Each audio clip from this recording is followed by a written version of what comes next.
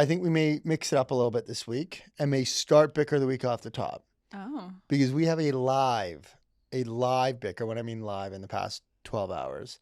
What is it? I forgot. One of the most wild pre-bedtime moves. Oh, yeah. Okay, wait, start the episode, H. Start it so you can... No, you start it. What do I say again, Jules? No. I'll give you each sign. Welcome back to another episode of Two Parents and a Podcast. Okay, I'm down to tag team it with you. I feel like that wasn't official enough. Welcome back to another episode of Two Parents and a Podcast. Okay, you're officially, your wheels are turning. Go. So we've historically been like independent TV show bedtime people. Like we've operated on our own worlds pre-bedtime, but in the past, hold on, and this is actually a bit of a mind blow. We've never really watched a show together. We watched short series together. The one where All Her Fault we watched together, and then we watched Heated Rivalry together, and then we watched the one that was around All Her Fault, the other one. But like maybe 4 or 5 shows in aggregate we've watched together as a couple. And not for bed. And now what I'm getting not for bed, correct. Because I'm kind of registering all this real time, is none of those are really pre-bedtime. So the new routine that we're in is watching a show together pre-bed. Yeah, it's really fun. And Paradise we just finished, and it's so good. So we should probably do a bit of a Paradise debrief. But then we moved on to the second season of Your Friends and Neighbors. Your Friends and Neighbors. Thank you very much. And what I realized in Paradise is one thing that you do that is just like, I need to know if I'm out of the norm or you're out of the norm, is with like sometime between halfway through the episode, or like there'll be 8 minutes left or 12 minutes left, you'll just turn the TV off and say, all right, time to go to bed. And you don't finish the episode before we go to bed. You go to bed mid-episode. And the difference is I'll fall asleep in the middle of an episode, but you'll pull the ripcord halfway through. Like, that can't be the norm. So I think that the overwhelming majority are going to chime in and say that's like serial killer behavior. But here's what you have to understand. My insomnia is like so bad right now that I'm afraid of bedtime. Okay. So when I start to get tired and like, I'm like, oh, I think I could fall asleep, I have to pause everything. It has to go dark and I have to go to bed. And so is this a pregnancy thing, or like in, let's say 8 weeks when we restart our next show, is this going to continue? No, this is what I don't love. The problem with getting to the end of an episode is they bait you to where you have to watch the next episode, and then you're up until 2 a.m. So stopping it in the middle is like you're not tempted to keep going. It's funny. I'm actually on board for this, and Paradise is the best example of it, because that was just cliffhanger after cliffhanger. You're like, I have to see what happens next. And so I'm actually on board with this behavior. It blew my mind when I processed what was going on. Yeah, I'm not afraid to stop it in the middle. I think it's the best time to stop it. And when I get tired, I like to stop it. What time are you watching this bedtime show at? We start at 9. Like, I think that's even the weirdest behavior, is like watching a net new show to go to bed. I would never watch something new for the first time to go to bed. When would you watch it? There's no other time during the day. Well, I guess it's a little different because you guys are parents. But like a 7:30 after Tate goes to bed is probably when I would watch like a new show, and then I'd throw on like a Friends. But I would agree. I would agree. 7:30 to 9 is a new show slot, and then post 9 is brainless TV watching. That's when you go right to the reality TV. But what I think Jules has to account for is our 5 to 7 is not for us. Or Tate goes to bed at 8 now, so our 5 to 8 is now dedicated to park, food, and so some activity. Like, there's no you time. From 8 to 9 is now kind of like admin. Like, Tate goes to bed at 8. From 8 to 9, we have admin. Like clean up, organization. We're cleaning. Because they're messes. And then at 9 is when we're finally putting our feet up and. It's crazy. I know. Who would have thought? So, but let's do, should we do Paradise recap? No, I have another Bicker of the week that I'd like to submit into the to jury. Well, you're always right now. Correct. So we have fruit flies. Harrison thinks everybody has fruit flies. I don't. Do you guys have Jules, do you fruit have fruit flies? flies? I think everyone it's so buggy in Texas.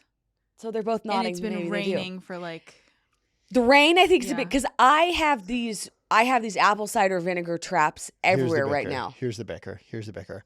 I think those traps make it worse. I saw you put sugar in the traps. I think you're drawing more of them. I think that you're putting the traps like right by the sink. And so like, well, that's because they come out of the sink. They're killing me. Like I'm dying. but what the traps are doing is they're keeping them in the sink area. No, they're killing them. The traps are killing them. I think that this is Jules' example of when we do something and we make it worse by doing it. We talked about that on the last episode. Now I'm The word for remembering it. this though. Now that Jules is reminding me that they come out of the sink, which I knew. Can't you do something to your drain? Can't you? What do if we something get to a your sink cover? Boiling Yeah. water. Not a cover, but you can like pour stuff down it. Yes, we're gonna do boiling water down the sink. We are gonna get rid of these fruit flies. They are driving me absolutely like you weren't invited here. Why are you coming over to my bread? I don't notice them. Things Things like that don't bother me. They drive me insane. Like they come over to where you are. It's just like it's so invasive. I have another question. Yes. Not a bicker. I was just thinking this today. Do you think Tate knows your guys' names? No. No, because they're never used in front of her. And when is she gonna learn them? Tate, okay, I think about this a lot, Jules. Tate does not know our first names. She just knows that we're mama and dada. Toddlers don't know their parents' first names. And what I've realized even more so is Tate knows Winnie's parents better than she knows most of the planet. She does not know what to call them. Like I will point at them and I'll be like, who is that? And she'll just be like, ah. And I'm like, you don't know that her name? That's the name, the next name that she will clock for us will be whatever Winnie calls us. Mm-hmm. And so that will be what she defaults our name to. That isn't mama and dada. But we review names all the time. Like we got the girl across the street, we review her name. We're constantly reviewing people on the block's name. She knows who lives at houses. Mm-hmm. But then when that person comes outside, she doesn't necessarily know. Like we have a Kelsey. She doesn't necessarily know if that's Kelsey or not. She's just gonna start calling neighbor T. She getting like she can't like maybe we could call him T. But she loves him. Like she loves him Yes. like a second father. But no, Yeah. she does not know his name. Yeah, I was just thinking about that. Like, when do you learn your parents' name? It's so cute because right now it's just mama, dada. Mama, dada. She's been a really cute face. Okay, H, you as the driver of the episode need to give the people what we're talking about today. Okay, please. Give me the rundown. What? No, you give them the rundown. You have the iPad. Well, honey, do you want it? Sure. I Okay. love it. Thank you. The one thing I do want to talk about is, I assume what's on the docket is how we're feeling going into baby number 2. Okay, so yeah, we're talking about feelings into baby 2. We're giving a little Bieber update and some other internet drama. Are we talking about Alix and Alix? I'm not sure. We'll see if we get there. People Okay. are calling it Lix versus Lex. I love that. I love the Lix versus Lex. Okay, we are going to talk night nurse and some comment stuff. Maybe you can get to some Q&A. There's something at the very bottom that I wanted to talk about, which is, the newborn rapid fire. Okay. I loved that. All right, let's do it. Let's do the newborn rapid fire now. Okay. Quick ad break. And if you're like, why are you wearing that shirt?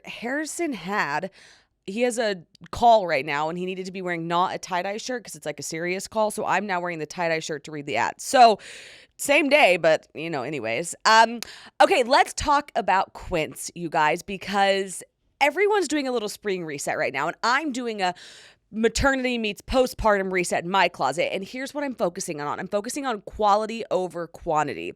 Building a wardrobe of pieces that are well-made, versatile, and easy to reach for every single day. Because then, especially as a parent, you just remove the decision-making and you're like, boom, I know that's going to look good. It's timeless and it's well-made, and that's where Quince comes in.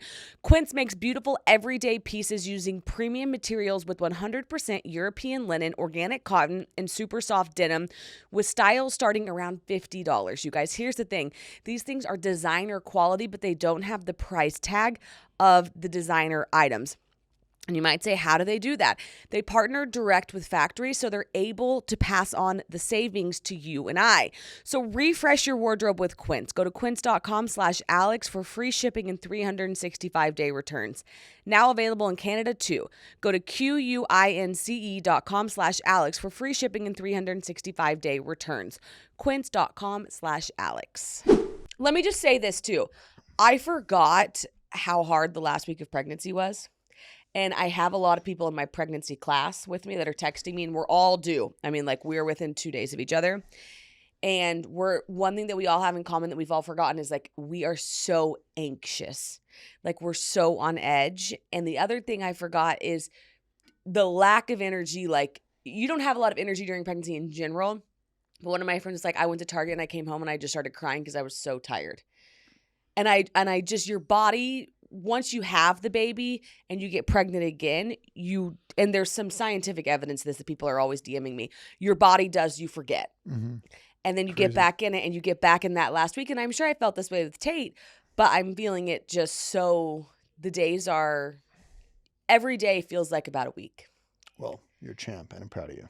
But it's just crazy. Like, one of my friends texted me and she was like, I am so anxious. And I was like, thank you for texting me that, because having friends when you're pregnant and due literally within 1 or 2 days of you is so helpful, because you're feeling the same thing. And just to have those feelings validated is like, it's just like such a relief. You know? I'm so glad that you have a community of support to help you navigate this. And I didn't have it so much with Tate, but because we were moving and I had, like, my very best friend was pregnant with me, which was amazing, but she didn't live in the same city as me. And, like, one of the girls that's due literally the day after me lives directly behind us. So that's been incredible. Okay, hand me back the iPad, because I'll do, eek! Sorry, I dropped the iPad. Hold on. I got it. No. It's okay. Okay. All right. Rapid fire newborn parenting hot takes. Okay. Yes. Letting a newborn cry it out. Yes or no? It's not for us, honey. We struggle with this. No. So I think that one of the things I was most surprised about parenting is how much or how good of a read you can have on your baby. Mm-hmm. And to me, her cries are, not all cries are created equal, and there's cries that I'm comfortable with, and there's cries that I'm not comfortable with. And so to me, there really is a line between when I am comfortable letting her cry versus when I'm not comfortable letting her cry. Within the guise of this specific question, if it's like cried out, leave her in the room for the night, that was a no for us. But I'm kind of putting a bit of a different twist on when your baby cries, how do you handle it? So for me, letting a newborn cry it out is a no, because now the internet is very divided on this. A lot of people are for the cry it out method, and I'm good with that. I don't care. I'm just answering this as me personally. I couldn't handle it, and I was like, we have to go get that baby because she needs us. Then out of the newborn phase, when she could say, Dad, Mama, and she was crying, I was like, I got to go get her. So, like, I understand if people do this, but for us personally answering this question, like, I don't have the heart for it. I can't do it. I got to go pick up that baby. Yeah, I totally misunderstood that question. So I'll chime in and say I agree with everything that you just said, but will add the secondary caveat that not all cries are created equal. Yes, but at the beginning for us, I do want you to remember that I think they were. Okay. Okay. Co-sleeping in the same bed. Yes or no? We don't do it. If done safely, then seems like works for a lot of people. So but make sure you're doing it safely. Well, I read a statistic. It was actually an Emily Oster piece, I think. If I'm mistaken on that, then I'm sorry. But I do believe it was Emily Oster that said most people are going to their pediatrician lying about whether or not they co-sleep, because a lot of people do co-sleep and they hear it's bad, so they say that they don't. Co-sleeping can be very, very, very beneficial. And there were a lot of mornings where we would go and get Tate and then she would sleep on your chest. I don't know if that counts as co-sleeping, but we loved doing that. But we are way too paranoid to sleep with the baby in our bed. But I do want to say, if, again, this is one of those things, if people do the co-sleeping, I hear a lot of good things about it. We're too scared. Yep. And she would sleep on my chest while I was awake. Correct. She would sleep on your chest while you were awake. But that was some of the sweetest. Like, it's a really sweet thing to have them sleep with you. Mm-hmm. It's like really, really sweet. Okay. Formula feeding versus breastfeeding. I will take this one.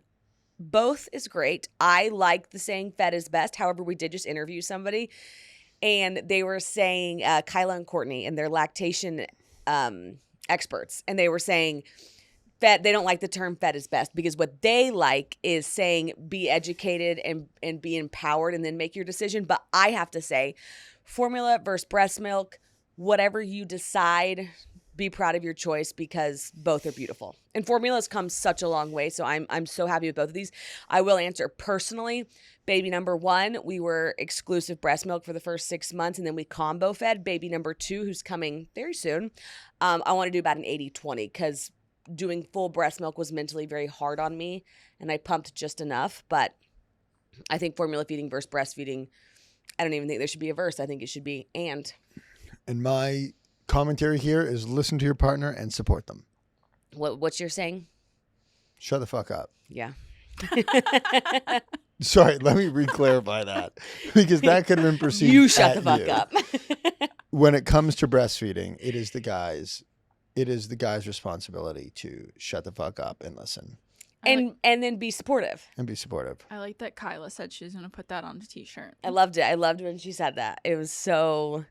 And here's the thing, like formula feeding versus breast. This is such a hot topic on the internet, and I gotta say, like, I don't get that. Just the mom has like a gut instinct of which one she wants to do. Great. I get why it's a hot topic. Why? This is probably a time for me to shut the fuck up. Okay.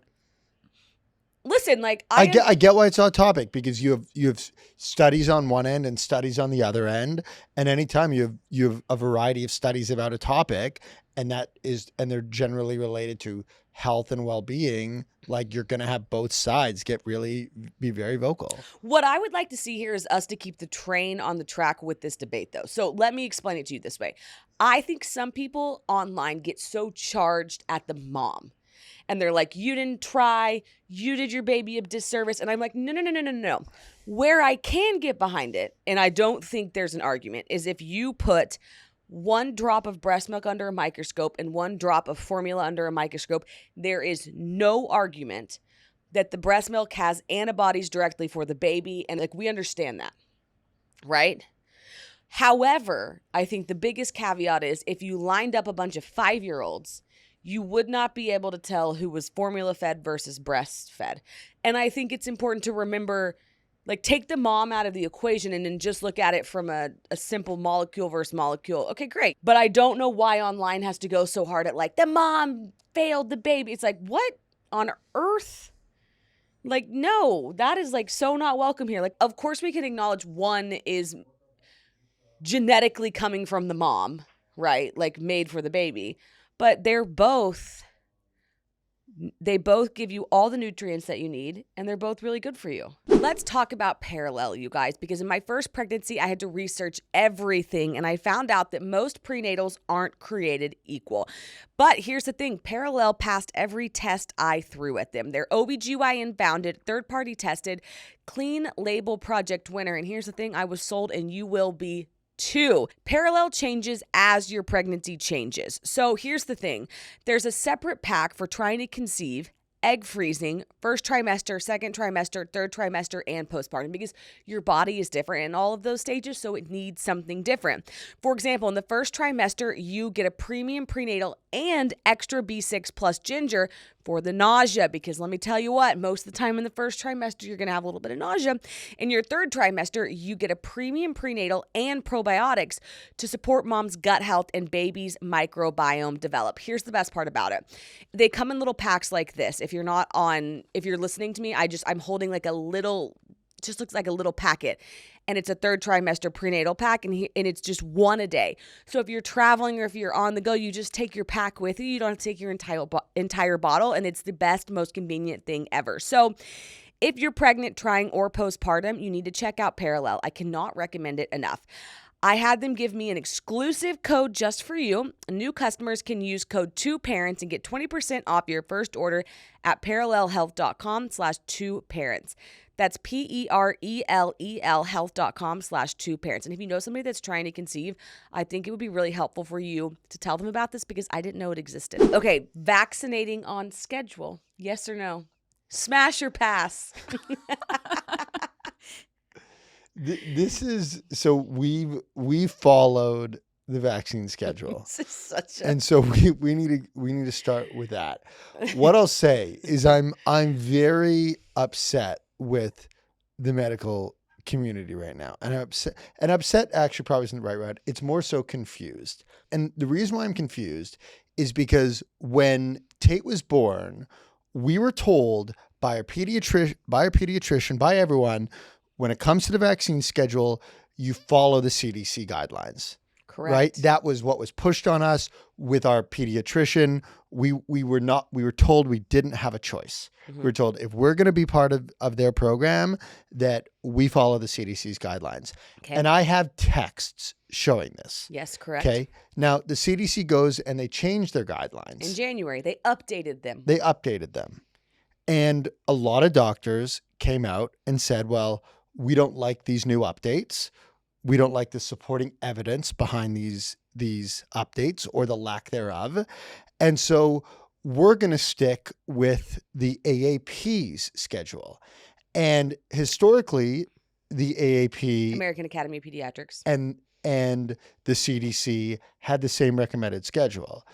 Where it got really confusing for us is we weren't told when Tate was born to follow the AAP. We were explicitly told to follow the CDC. So now you're saying to follow the AAP. And Tate's 15 months old, and they're just like, we don't do the CDC anymore. Now we're the AAP. Don't And you it's think like socially they were just calling it the C? Like I think that Then they should have socially- said I know. this. I We know, followed the you're confused. CDC and the AAP's recommended guidelines. They used the CDC as the source of truth. Yeah. And this is very wide and broad based. So to be clear, our stance on the matter, we are now following the AAP's recommended schedule for vaccines.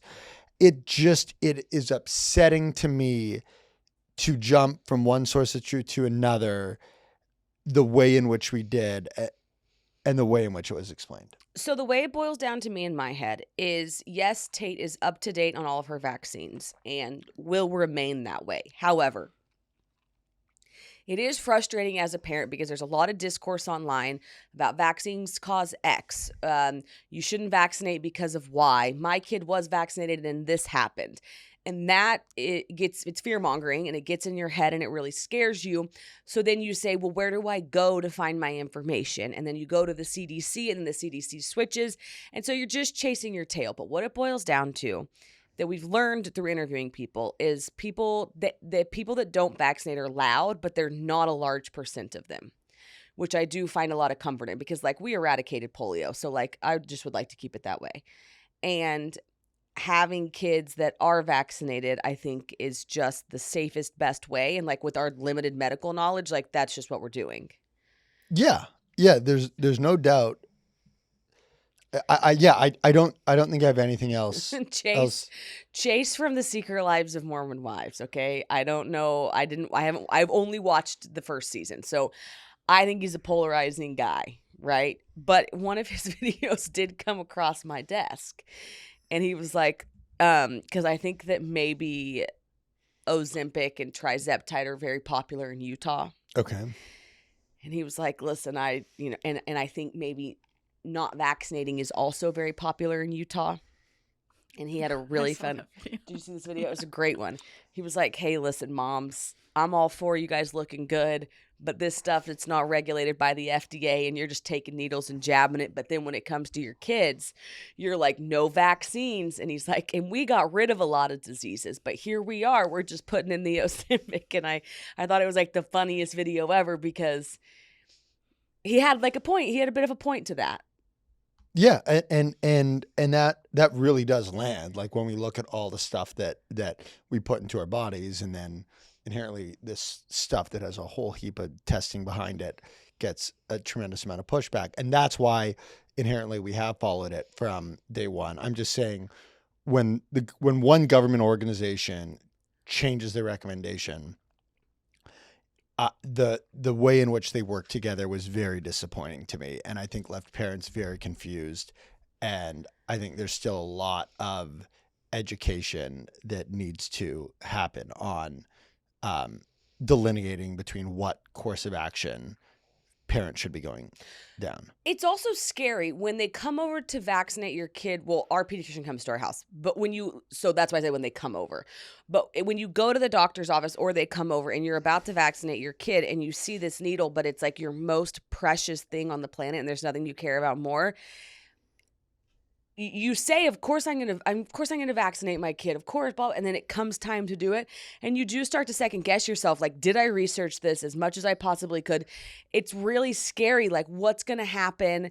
And so the online discourse behind it's super scary. But it's, I think what, like, to get but a little so more, is getting polio. to get a little more tactical with it. Like, I relied on the CDC to be my source of truth.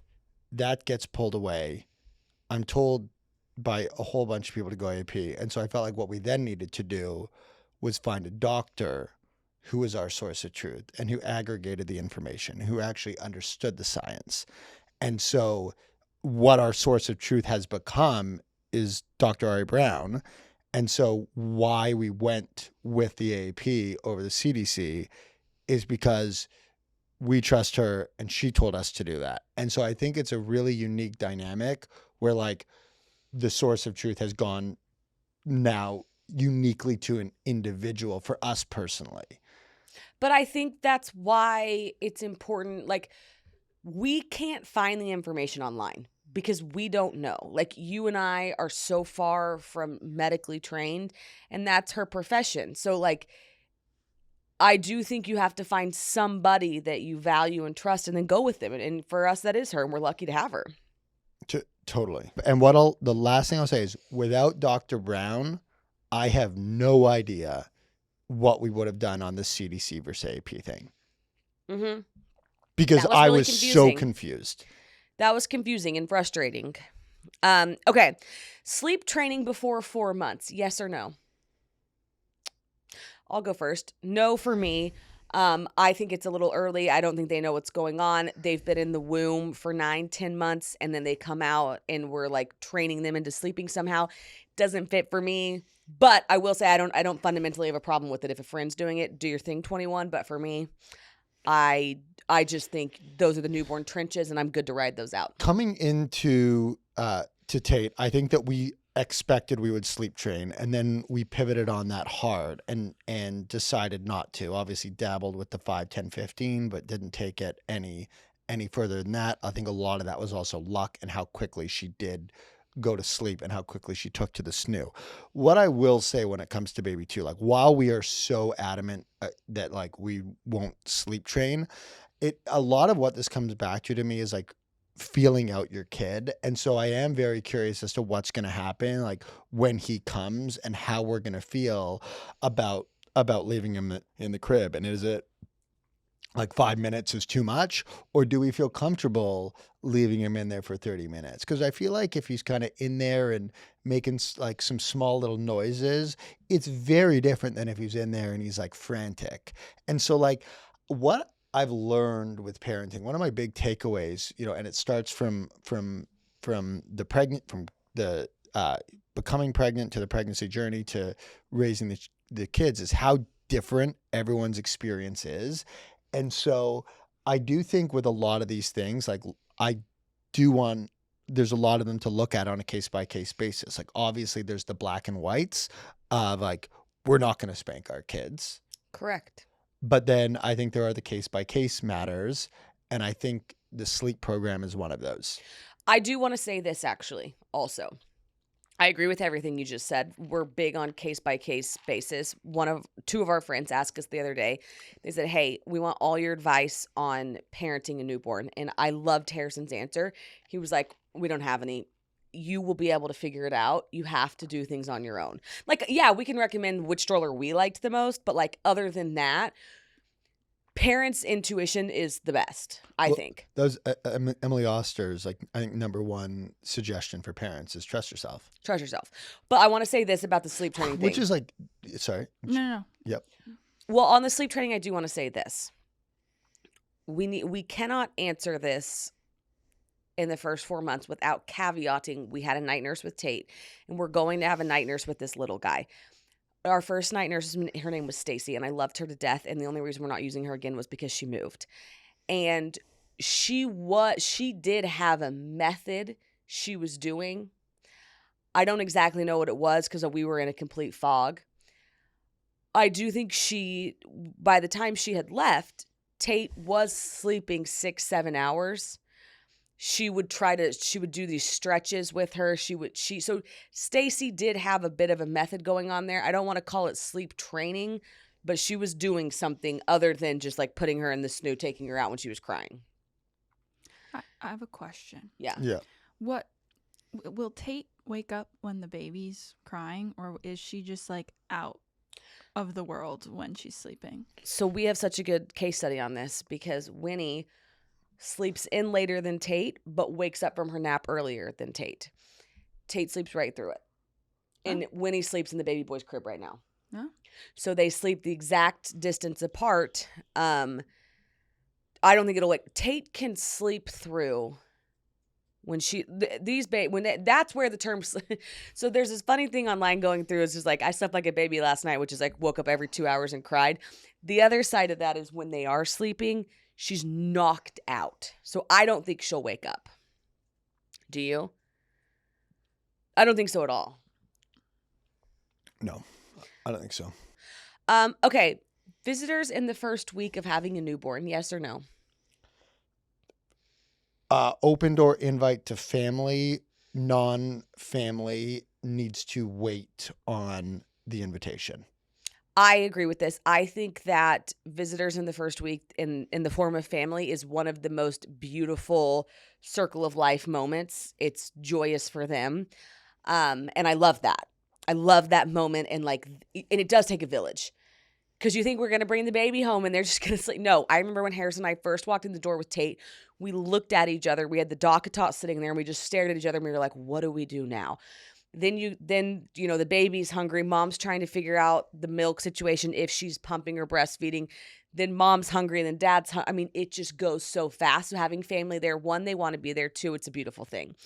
When it comes second baby's different for me than first baby. Second baby, I would like to think I'm going to be like, come over if you want to.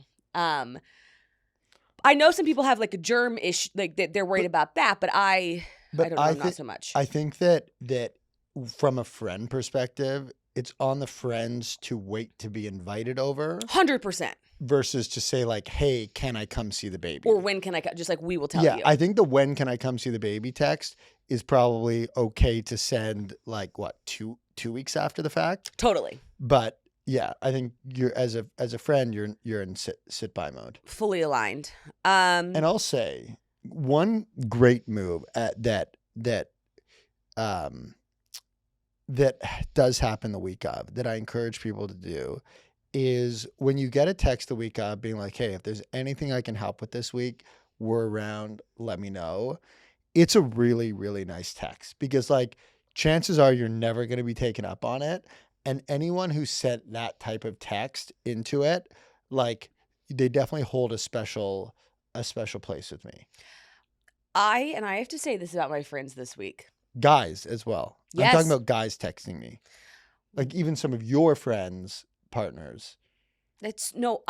Our community this week has been so incredible of just like, what can I bring you? Dropping off stuff already. Like they've just been the best in the text. And we've got a friend that's giving us a countdown. He texted a 5 on Monday. And I was like, this guy's not saying 5 days until the baby's born. When does this come out?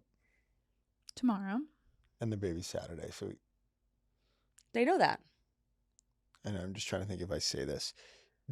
We had a friend guess the name. Oh, you can say that. We did have a friend guess the name. We had a friend who like literally like straight guessed the name. And it's not a common name. And we did not tell him.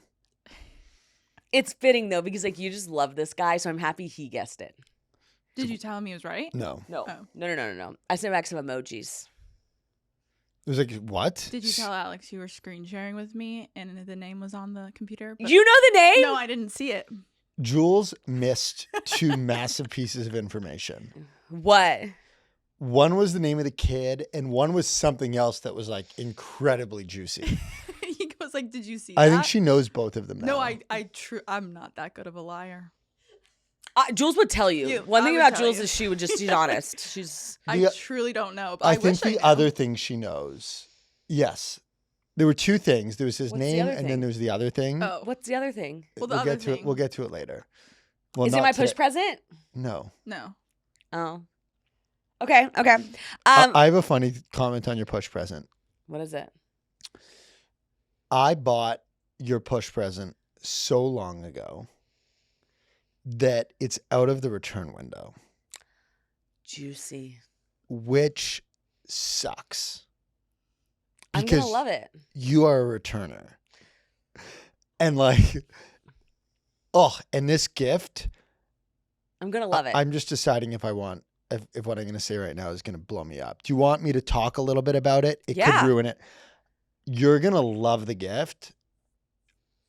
You may not love the color. Okay. Well, I love color. The color that I got you, Unless it's no by color. Yeah, okay. the color I got you, I think you want a different color. Now, the only thing I'll tell the listener for context of where my brain's going right now is I have this group text with Harrison and our friend Tony, and Tony's like our little fashionista, and I screenshotted a bunch of blue Louis Vuitton bags, like they're bright blue, and I sent them to them, and I said, I want this for baby boy. So I'm just thinking maybe Harrison's thinking I want a different color because of that, but we'll see. We'll see what happens.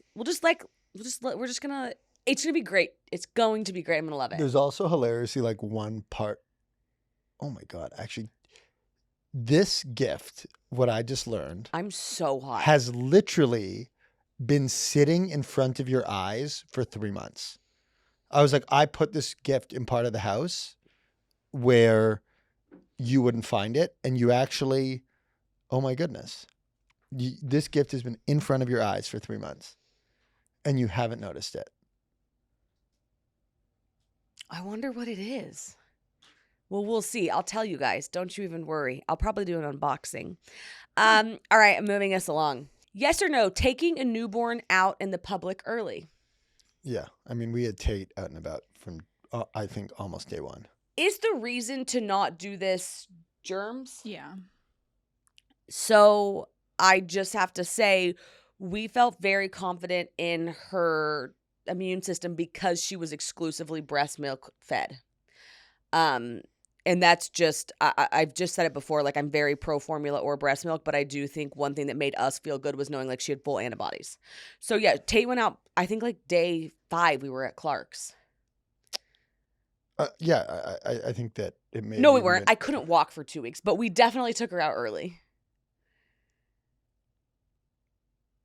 I mean, I think that she may have been to Clark's the day after she got home from the hospital. With you probably. No, with you. I think that we drove. She flew though at 5 weeks. Yeah, we took the approach with Tate to have her out and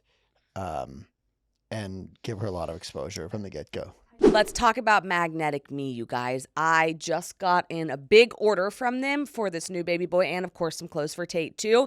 And it's just a reminder that they have the cutest prints. They are so soft, but most of all, parents and new parents, they are so convenient because think about this. You're exhausted.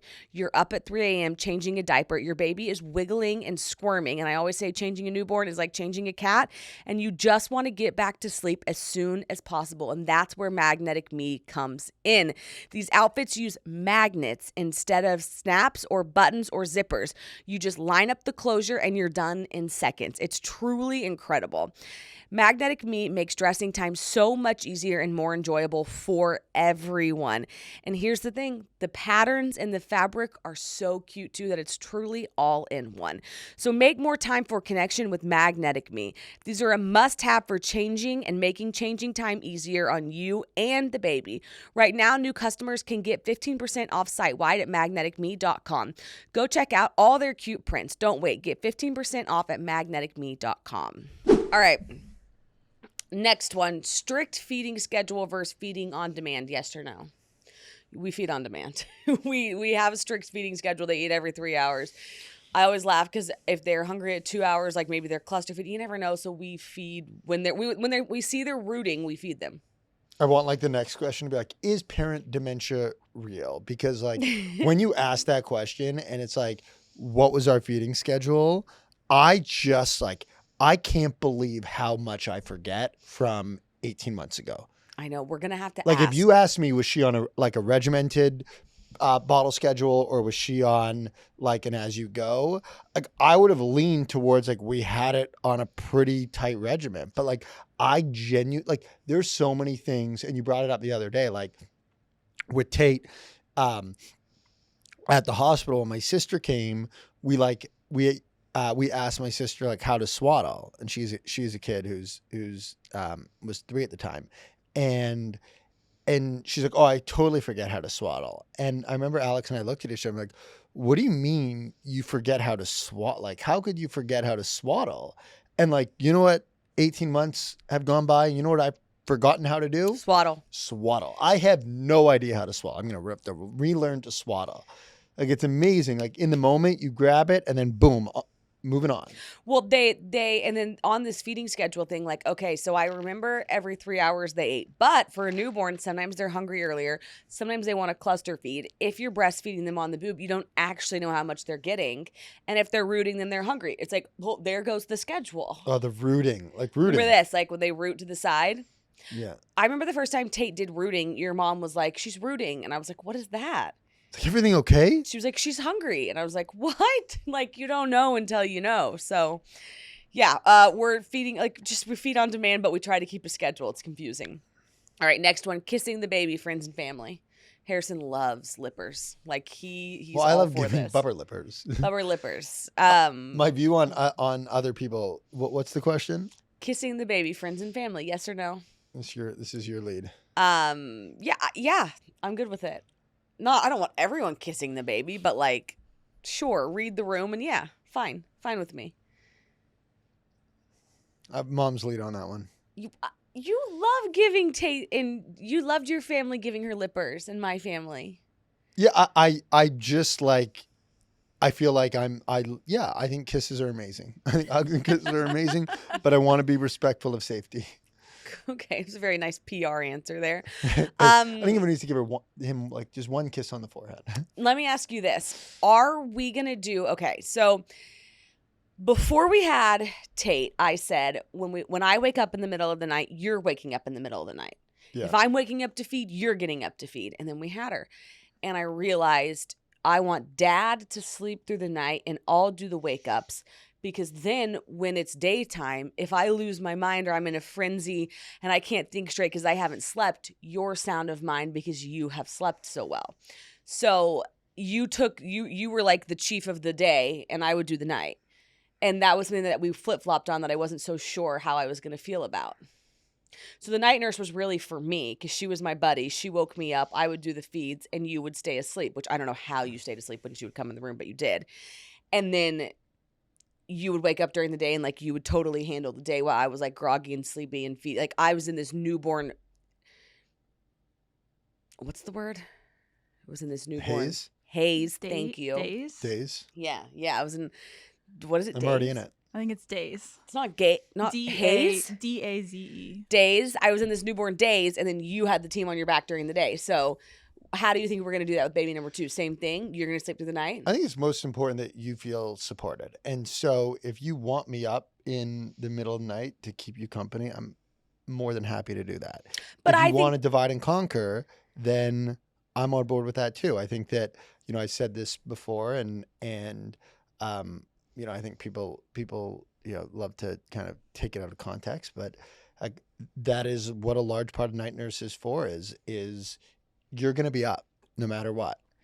And so if you give the partner, the other half, their rest, then yeah, they can take the lead during the day. So I thought it worked great last time, but the most important thing here is that you feel supported. And if I need to be with you, if you want me with you through the middle of the night, then I'm doing it with a smile on my face. And if you want me to handle the days, I got the days. No, I used to think it's a big flip that I did before we had Tate. I was like, no, if I'm up, you're up. But then I really realized, what is the point of having two overtired parents during the day? Mm-hmm. As opposed to when we can have one overtired parent during the day and one parent that slept really good. And then whenever 7 o'clock rolled around, you were up, you took Tate. I don't even know what you did because I would sleep till around 10. And that was really great. So I would like to do that method again right now if it works. You got it. Okay, we're so baby heavy. So now let's go. We got to go into something that's not... Let's do the Bieber update, and then let's do Alix and Alix. Okay. Lex versus Lex. Jules, All right, what's our Bieber? what's going on with the babes? Well, the people in the comments actually, they really disagree about swag being a stinker. They were really upset over that. Okay, what is that? And apparently swag doesn't mean swag. It means son, wife, and God. So there's a little layer deeper than just like swagger. And the people just wanted you to know that. Listen, knowledge is power. Swag does not mean swag. It's like a nice family. Son, wife, and God. So now you're the asshole. Of course. Okay, the more you know. They just thought as a dad you'd like that. That is sweet, honey. Do you want to swagger it out now? Swag your new favorite word, swag. I feel like speechless. I feel like if that's what he was trying to accomplish, there's another way in which he could have done that. Yeah. I think that's like a bit of a, I don't think that was the core underlying driver of What it. your friends in the comments are saying. Okay. And then the other piece was that he was using YouTube because he doesn't own his music rights anymore. Well, Beebs, who do you sell them to? Remember he sold He them sold his for catalog. like 250 million or something. But so the point of using, what are they saying? The point of using YouTube was what? So because he doesn't own the rights to his music and he wanted it to be like an FU, I guess. An FU to who? The people who own it. But that's not how this works. That's funny. I don't know. It's No, just what the people that's are a saying. debunk. Basically, I think what's being implied is that to my understanding, when you go on a concert or play a festival, there's a very, very small fee that is paid to the owner of the catalog. Okay. But that fee is de minimis in the grand scheme of things. And so by him technically not performing a song or potentially performing it in an alternative way, then the owner of the catalog wouldn't get that fee. But one, that fee is so small.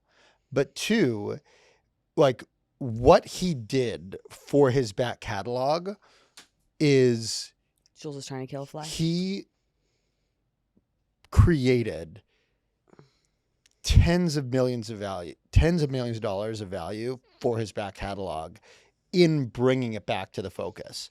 So I'm not sure people realize this, but Bieber is now the #1 most streamed artist on Spotify. Well, I'm part of that. So he is at over 105 million monthly streams. That is higher than Taylor Swift, 102 million. That is higher than Bad Bunny, 104 million. Most of that is going to his back catalog, which he does not own. So he just brought a ton of eyeballs back to the catalog, which he does not own. So the opposite actually happened of what people are saying. And he would have known that. Yes, but I think the whole point of him doing Biebercella and coming back to the stage was to bring the eyeballs back to him. So now he can have his moment, which needs to be taken advantage of with new music. Because this will only last so long. He's having his moment. We were in dance class last night. We listened to Bieber. Everybody was like, I have forgot how many good songs he had. I've been listening to him all week. Yeah. Totally. It worked. Like, it so worked. And I'm excited for him to perform again. Did what I say just make sense? Yeah, it made sense. Okay. Okay, so a W for Bieber. I'm due with my second baby this month, actually this week. And I know firsthand figuring out your feeding journey can be stressful, you guys. And I've decided to give myself flexibility with baby number 2 because I said it before, baby number 1, Tate, she was exclusively breastfed for 6 months. And then we went to combo feeding. With baby number 2, I'm going to give myself grace. I'm going to give myself options. And that's why I decided to do an 80-20 right out of the gates. And that's why we've decided to partner with Bobby. Bobby offers parents free lactation support, which I love. I love a formula company that's like, I'm going to support you in your feeding journey no matter what that looks like. So lactation support. They have expert-led combo feeding classes to keep your milk supply going and high-quality organic formulas you can trust without slow boating them over from Europe. Combo feeding with Bobby is going to be my perfect recipe. And you guys, I truly cannot wait because I remember with Tate, I was only making just enough milk for her bottles. It was so stressful. But then I realized Bobby's formulas are so well formulated. It gave me complete peace of mind.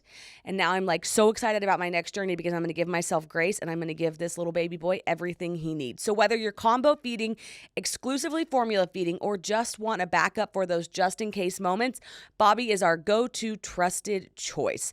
The magic is in their mix in every recipe, which is powered by the Bobby blend, their precisely engineered nutrient system designed for easy digestion and complete nutrition from day 1 to year 1. So, and there's a reason, you guys. Bobby was named top choice by Consumer Reports after third-party testing for chemicals and heavy metals. It's trusted by parents and loved by over 800,000 babies. If you want to feed with confidence too, head to HiBobby.com. That's HiBobby, BOBBIE, to find the formula trusted by parents and loved by their babies, 800,000 and counting. Yeah, and swag. there's not some conspiracy theory going on here. Is what I'm debunking, and it's actually the opposite of what the conspiracy people are speculating. The opposite actually happened, and he created tremendous value for the owners of his catalog. And is he winning the comebacks? Because we've talked about 3 musical comebacks lately: Hilary Duff, Miley Cyrus, Justin Bieber. I didn't know that Miley Cyrus was having a comeback. Me either. What? We talked about this on the podcast. I think I would have said I want to see a comeback, but what music has come out? I said I want to see one. She did put out a new song with the Hannah Montana, but people are trying to compare these comebacks. We're not even in the same world with the 3 of them right now. Bieber's the number 1 most streamed artist in the world right now. He's like not of any of the 3 in the world. This is Bieber week. Now, Bieber week. This is Bieber month. Can he keep it? Can he keep the momentum? So, yeah, he's completely separated. Do you know himself. one thing I saw, though, which was like, Bieber needs new music, Bieber XYZ? A lot of people were saying, no, he doesn't. He gave us his childhood.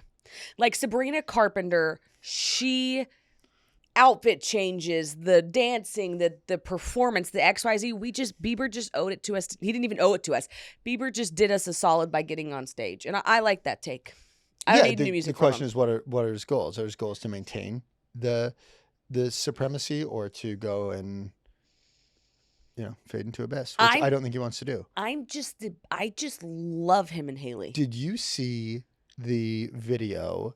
This is actually a good question. Is it more fun? Was it more enjoyable to watch the performance on YouTube or to be at the performance, but really, really, really far back? And there was a video of a girl who she got to the show 3 hours early and she showed her view. She couldn't see the stage. Everyone around her was talking. And she was like, what you see online is not what you saw in the reality of being there. So you're saying he built a performance for the people at home? I'm saying, yeah. What I'm asking, was it more enjoyable to watch at home versus if you weren't in the first 100 feet? Let me tell you where it was super enjoyable to watch. The clipped down version online. The Instagram, TikTok. It was so enjoyable. I've never had more fun scrolling. Yeah, I'd be really curious how much of the programming of his set was with that in mind. Of should we run a performance catered towards the internet or should we run a performance catered towards the people IRL? Yeah, and I would assume he did the internet, but I don't know. No idea. No idea. And then there was one other thing that I'm forgetting. On S.W.A.G? S.W.A.G. Do you remember what it stands for? Son, wife, and God. Swag. Hmm. All right, Alex versus Alex. Do you think it's real?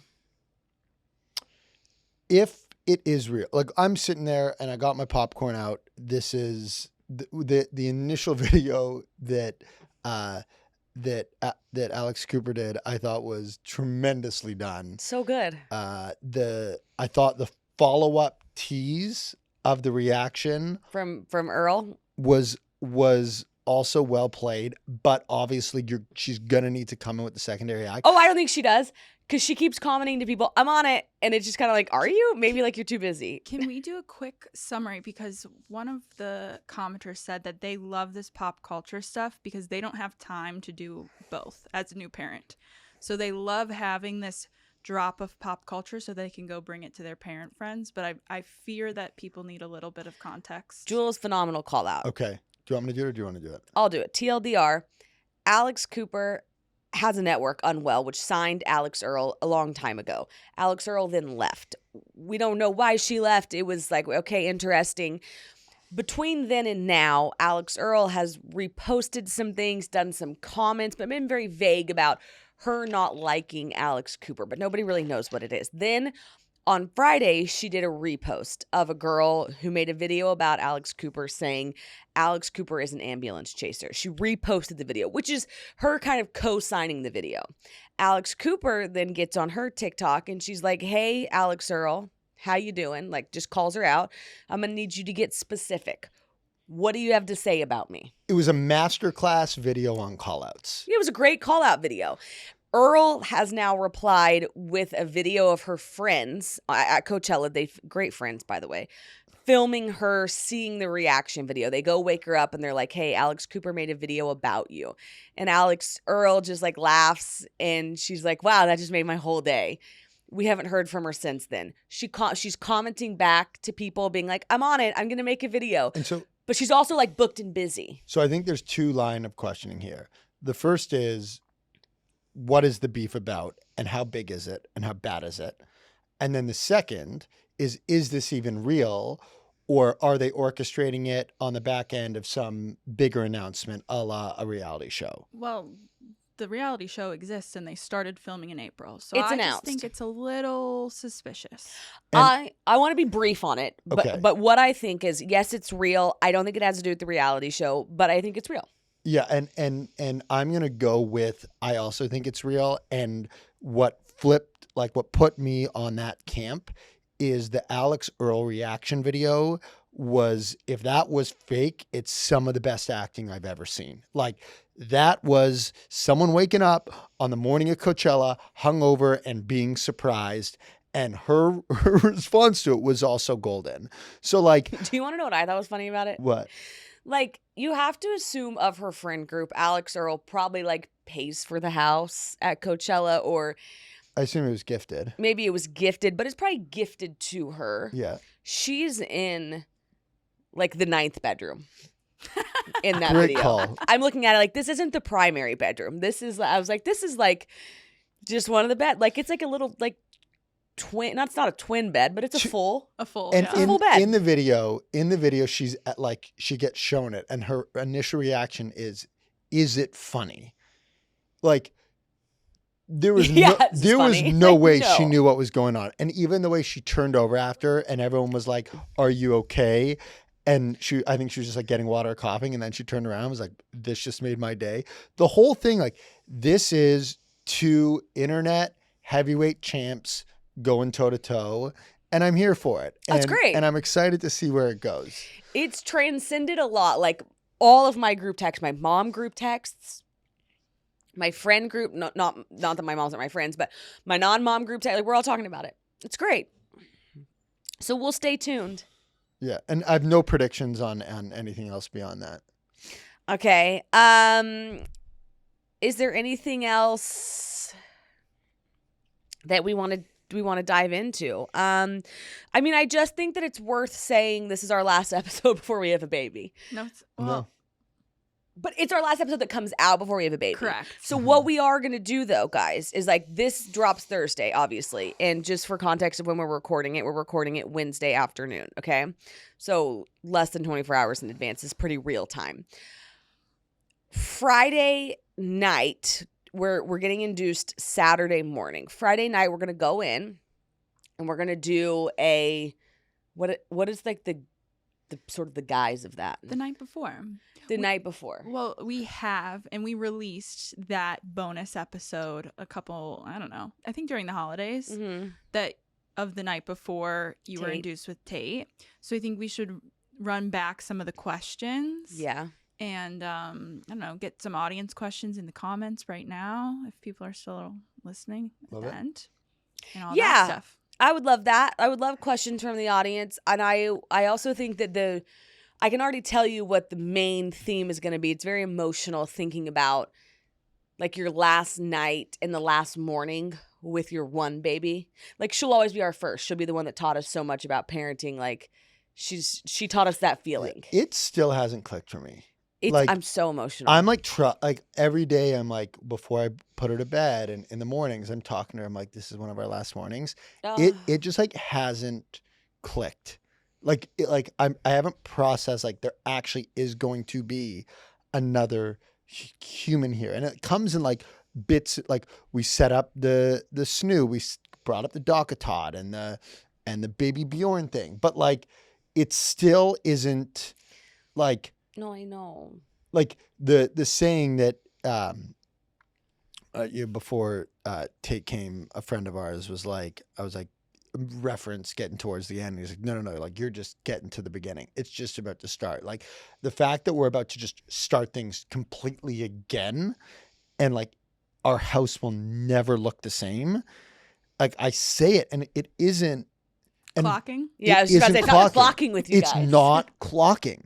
But the same way that Tate didn't clock until she showed up. But we don't even know what's, to your point, we don't know what's about to happen to our heart. Like, you cannot describe to somebody what it feels like to have a baby. And one of our friends just had their baby, and they're texting us like, why didn't we do this earlier? This is what it feels like. And I'm like, we said the same thing. Like, it is your greatest joy in life. It's the meaning of life. It's hard to imagine. We've had that once. It's hard to imagine. And everybody that has 2 kids tells you, your heart does not divide, it grows in size. And that's I think that is. But you can't comprehend that perfectly captures it is my heart is so full with you and Tate and our families. And my heart hasn't been allocated to the new little guy yet. And so it's so weird to think of how it will expand to also embrace him. A mom at dance. There's so much love in our house. Yes, it's full of love, and we're obsessed with that little girl. But this mom at dance said to me yesterday, she's got 2, and she said, when are you due? And I was like, Saturday is the backstop. Like, if I don't have them before Saturday. She said, I remember my last week, and I had my first one, and I thought to myself, how can I ever love something as much as her? And she said, I can't explain it to you. Just wait till you have the baby, and you'll get it. And I said, thank you, because I just don't know. So it's so weird to know you're going to feel a way and know something's going to change, but it not hit you yet. Yeah, like that's why the last week is so, you're just like, okay, like when? And you got to wait on your appointment. It's crazy. We updated the stroller, so that way the stroller now, one is a bassinet, one is for Tate sitting up. I remember when we got that stroller, and it was like, why did we get the double wide stroller? We're not going to need this thing forever. And now, boom, here we are. Oh my gosh. I remember thinking we're never going to need it. Yeah. Like, why did we get this double stroller? We knew we wanted more than one kid, but it felt so far away. Holy cow, Harrison. Yeah. You blink. You blinked. We need that stroller on whenever we come home from the hospital. Oh, weird. Okay, so anyways, we've just done half the episode we're going to do Friday night. We're going to record before going in and just talk to you guys about everything. So I'm really excited about that. It's also really sweet to have that, to remember back to how you were feeling. Mm-hmm. So that's it. We love you guys, and we will talk to you Monday, but just know Monday's episode is the night before. Thank you for listening. Thanks for listening to another episode of Two Parents in a Podcast powered by Just Media House. If you enjoyed the show, don't forget to like, subscribe, comment, rate, and review. Stay connected on Instagram, TikTok, YouTube, and Facebook at Two Parents in a Pod. Welcome to our home. Sorry it's so messy. New episodes Mondays and Thursdays.